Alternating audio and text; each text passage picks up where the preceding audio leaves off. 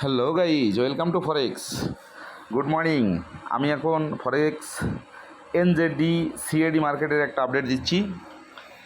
NZD CAD মার্কেটে আজকে মার্কেটে পিভট পয়েন্ট হলো 83-63। ফার্স্ট রেজিস্ট্যান্স হলো 83-95, সেকেন্ড রেজিস্ট্যান্স হলো 84-12, থার্ড রেজিস্ট্যান্স হলো 84-35।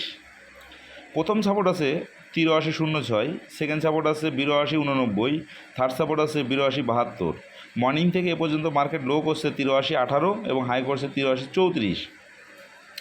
এনজেডি সিএডি মার্কেটটা আজকে সেলে যাওয়ার সম্ভাবনা আছে, সেক্ষেত্রে আপনারা সেলেন্টি নেবেন 8300, মানে 8300।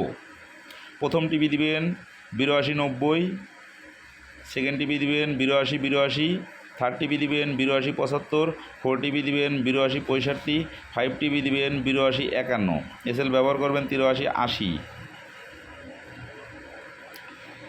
যদি মার্কেটের ক্যারেক্টার চেঞ্জ করে বাইতে যায়, সেক্ষেত্রে আপনারা বাই এন্ট্রি নেবেন 83-80। প্রথম টিভি দিবেন 83-90, সেকেন্ড টিভি দিবেন 84-100, 8400, থার্ড টিভি দিবেন 84-10, ফোর টিভি দিবেন 84-15, ফাইভ টিভি দিবেন 84-28, এসএল ব্যবহার করবেন 83-50। এনজেডি সিএডি মার্কেটটা ডাউনেই ধরে রাখছে আজ দুটো দিন। মার্কেটের মুভমেন্টটা এখন বোঝা যাচ্ছে যে ডাউনে যাওয়ার সম্ভাবনাটাই বেশি। সেক্ষেত্রে যেখানে এন্ট্রি পয়েন্ট টিপি এবং এসএল দিলাম, আপনারা এই অনুযায়ী কাজ করবেন, এটার বাইরে কোনো কাজ করবেন না, তাহলে আপনার অ্যাকাউন্টটাও ভালো থাকবে, নিজের সাইকোলজিটাও স্ট্রং থাকবে।